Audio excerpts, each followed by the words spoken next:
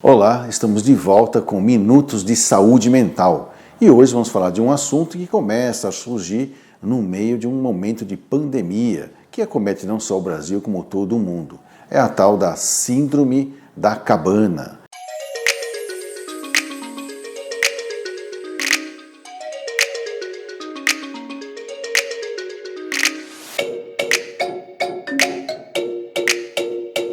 Que são sinais e sintomas que aparecem quando a pessoa está pronta para sair, precisa sair ou já pode sair do isolamento, da quarentena ou do distanciamento social, em que ficou longos períodos em casa. Esse nome surgiu mais ou menos em torno de 1900, esse nome em cima da cabana, exatamente porque nos países em que há muito frio, abaixo de zero, trabalhadores acabam ficando, esperando passar esse tempo de baixas temperaturas, as borrascas, as nevascas, em que eles ficavam muito tempo dentro das cabanas. E quando podiam sair, notava-se que eles tinham uma reação anormal diante da possibilidade de ter contato com outras pessoas ou mesmo com o próprio trabalho que faziam antes.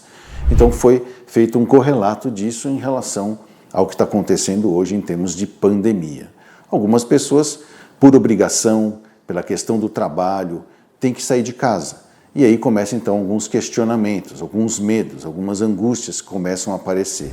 Lembrando que sinais e sintomas que andam junto formam uma síndrome. Portanto, a síndrome da cabana não é uma doença e não é um transtorno mental. É uma reação natural a mudanças bruscas de rotina, em que os nossos comportamentos se adaptam, o nosso cérebro se adapta a uma rotina nova imposta de maneira súbita por uma pressão imediata e vai aos poucos se acostumando a essa nova rotina e de repente ela tem que mudar novamente o comportamento, as reações, causando então alguns sintomas, sinais e sintomas que andam junto.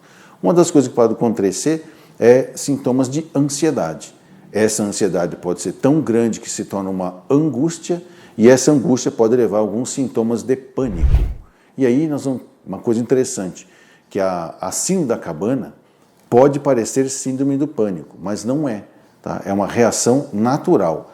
A história natural deste transtorno mental chamado síndrome do pânico pode até cursar com sintomas parecidos, mas não é nenhuma reação de adaptação e nem reação aguda ao estresse. É simplesmente mudanças bruscas de rotina.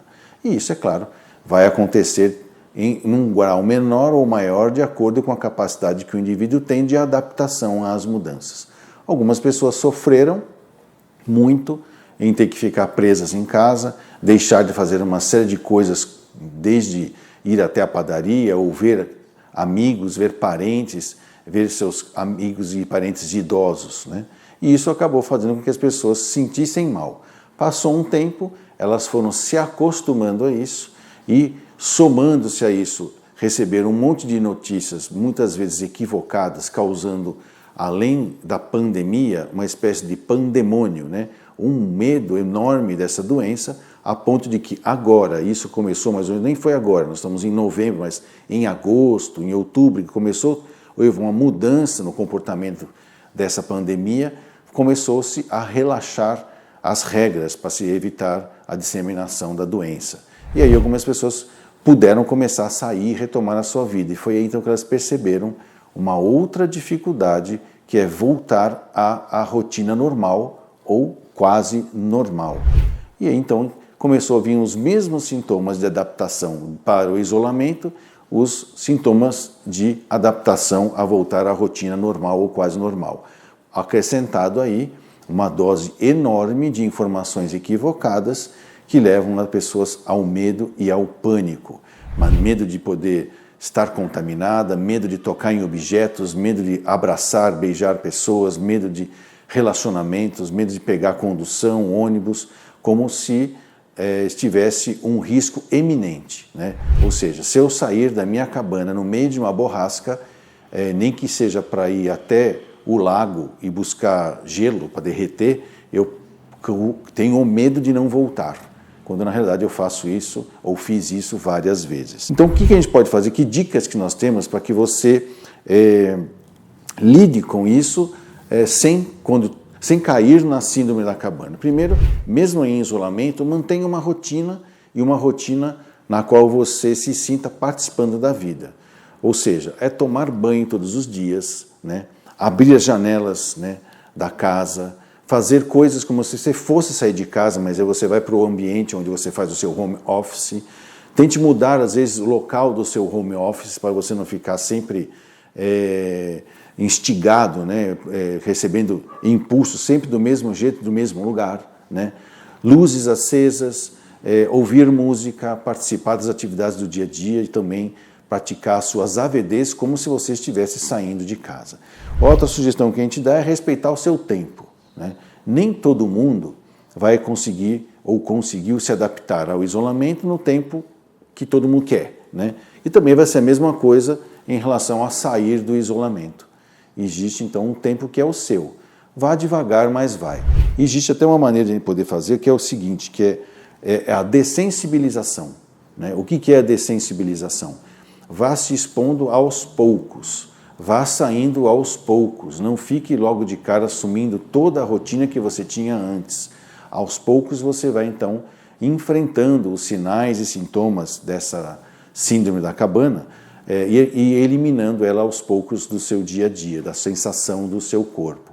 Então, ter uma rotina durante a pandemia, respeitar o seu tempo, voltar às atividades de maneira gradual e principalmente focar, né, naquilo que você tem controle, naquilo que você consegue controlar. Então, se ir até a padaria te dá uma taquicardia, tente controlar a taquicardia, mas vá só até a padaria e volte. E assim por diante. Faça aquilo que você consegue ter controle. E no final, se por acaso essa tal da síndrome da cabana retirar, subtrair muito a sua qualidade de vida, então a gente sugere que você busque uma ajuda profissional, onde nós podemos usar inclusive algumas medicações simples, talvez até fitoterápicos, em que a gente alivia alguns sintomas e junto com um apoio psicológico, que não é necessariamente uma psicoterapia, mas que ajuda você a rever seus hábitos, os seus costumes, aquilo que o seu cérebro se acostumou durante o isolamento, para que você possa sair dele sem grandes sofrimentos. Portanto, essa é a dica. A síndrome da cabana só é um problema se ele começar a tirar a sua qualidade de vida. E se isso acontecer, busque ajuda profissional.